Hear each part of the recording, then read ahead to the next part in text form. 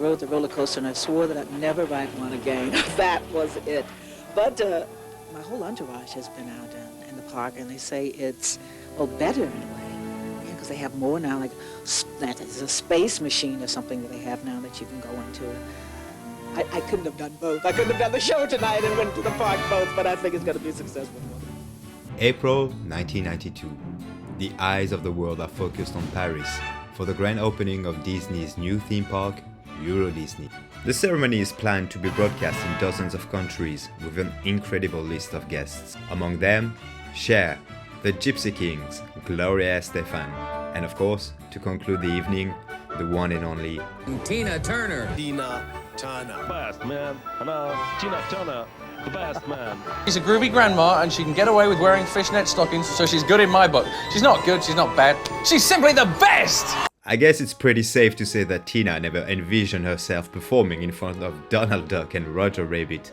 But that's what happened as she entered the newly built stage of the Videopolis. The relationship between Disney and the Queen of Rock started in 1986 when she published her first biography, I, Tina.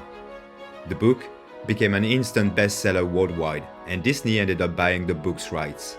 As she recalls in an interview, she thought the movie adaptation of her life would be made long after she was gone. But in 1993, Touchstone Pictures, Disney's movie division, brought Tina's journey to the big screen with the movie What's Love Got to Do With It. Although Tina was not really satisfied by the result, claiming she never watched the movie entirely, it was a critical and commercial success, earning $61 million with only a small budget of $15 million. For their performances, Angela Bassett and Lawrence Fishburne both received Oscar nominations for Best Actress and Best Actor. Bassett was notoriously robbed from the Oscar, but she ended up winning the Golden Globe for Best Actress. Lastly, to the most generous national treasure I've ever had the pleasure of encountering and portraying, Miss Tina Turner, wherever you are tonight, thank you. Thank you so much. And to all of you, thank you. In 1998, Tina recorded the song He Lives in You, the title track from the movie The Lion King 2. Written by Lebo M., the song was originally featured on Rhythm of the Pride Lands, a sequel album to the original film soundtrack. For those of you not familiar, He Lives in You is a song about how the souls of those who've departed will always be with you, no matter what challenges you encounter. The powerful lyrics, mixed with the incredible arrangements and strong vocals from Tina, created one of the best songs she ever recorded and one of the most underrated songs to come out of the Disney catalog. Tina's version was featured on the compilation album The Lion King Collection, as well as at the end credits of the film.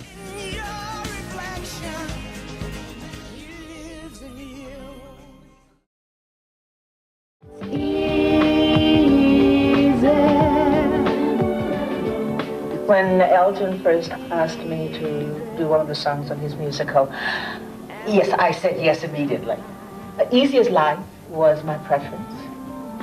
I liked it very much. I played it often. I like the words, the message.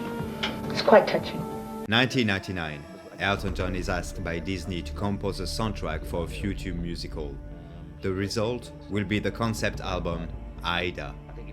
With music by Elton John and lyrics by Tim Rice, the album featured Elton performing songs with a myriad of stars, including Sting, the Spice Girls, Shania Twain, Lenny Kravitz, and Tina. The song Tina recorded was the magnificent Easy as Life. Unforgettable lyrics, haunting melody, it is probably the most unusual song Tina ever recorded, but what a masterpiece. The violins, the backing vocals by Angelique Kyojo, Tina's dramatic rendition of the song is simply sublime. She transcends it, and as soon as the first note starts, you are transported into another world.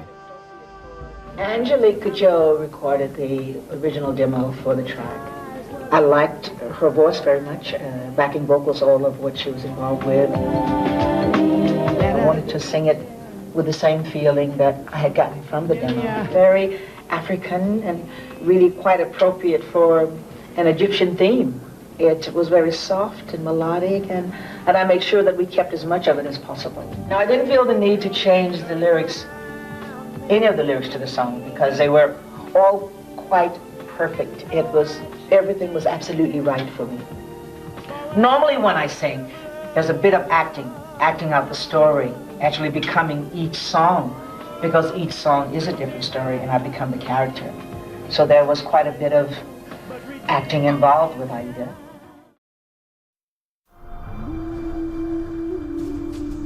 The world is full of magic.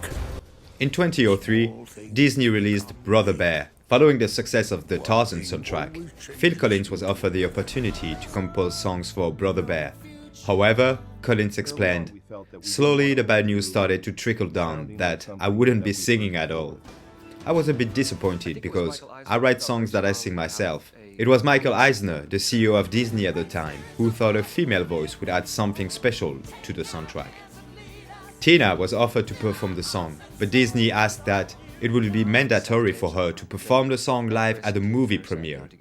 Everybody, including Phil Collins, thought that she would never accept to do it. But thankfully, she did.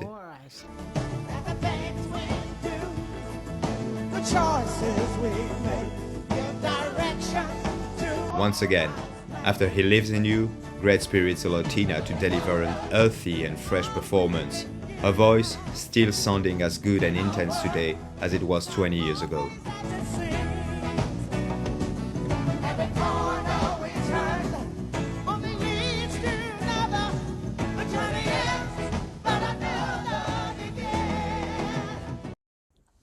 More recently, the movie Cruella put two Ike and Tina's cover back to the spotlight, with the songs Wall of Love and Come Together used during very powerful scenes in the movie.